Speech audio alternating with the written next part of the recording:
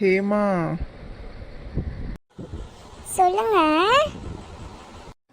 நம்ம பெரிய பொண்ணு கல்யாணம் ஆகி நல்லபடியாக இருக்கா. அதே மாதிரி நம்ம சின்னவளுக்கும் ஒரு நல்ல வரனை பார்த்து அமைஞ்சிருச்சுன்னா கல்யாணம் பண்ணி விட்டுருவோமா? நம்ம கடமை முடிஞ்சிருமா?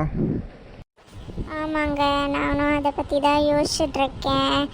2 3 வரன் வந்துட்டு தான் இருக்குது. சரி உங்ககிட்ட கேட்டு பேசலாமேன்னு தான். அப்படியாம்மா, சரி யார் என்னன்னு விசாரிம்மா. நமக்கு செட் ஆயிடுச்சுன்னா முடிச்சு விட்டுடலாமா? சரிங்க, நான் விசாரிக்கிறேன். இங்கே பாருமா, எனக்கு இப்போ கல்யாணத்துலலாம் விருப்பம் இல்லை. நான் தான் வேலைக்கு போயிட்டுருக்கேன்ல, ஒரு 2 3 வருஷம் நான் வேலைக்கு போகிறேன். நான் நல்லா சம்பாதிக்கிறேன், அதுக்கப்புறம் கல்யாணம் பண்ணிக்கிறேன். இந்த கல்யாண பேச்செல்லாம் எதுக்காடிங்க சொல்லிட்டேன். ஆமாம், நானும் கல்யாணம் பண்ணிட்டு போயிட்டு அப்புறம் உங்களை யார் பார்த்துக்கிறது? உங்களுக்கும் வயசாகிட்டே போகுதுல்ல. அதை பற்றி நீ கவலைப்படாதம்மா, அதை நாங்கள் பார்த்துக்குவோம்மா. உனக்கு ஒரு கல்யாணத்தை பண்ணிட்டாவே போதும்மா எங்களுக்கு. ஆமாம்மா, எங்களை நாங்கள் பார்த்துக்குவோம்மா. நீங்கள் நல்லா இருந்தால் போதும்மா எங்களுக்கு. நீங்கள் 2 பேரும் நல்லா இருக்கணும்மா.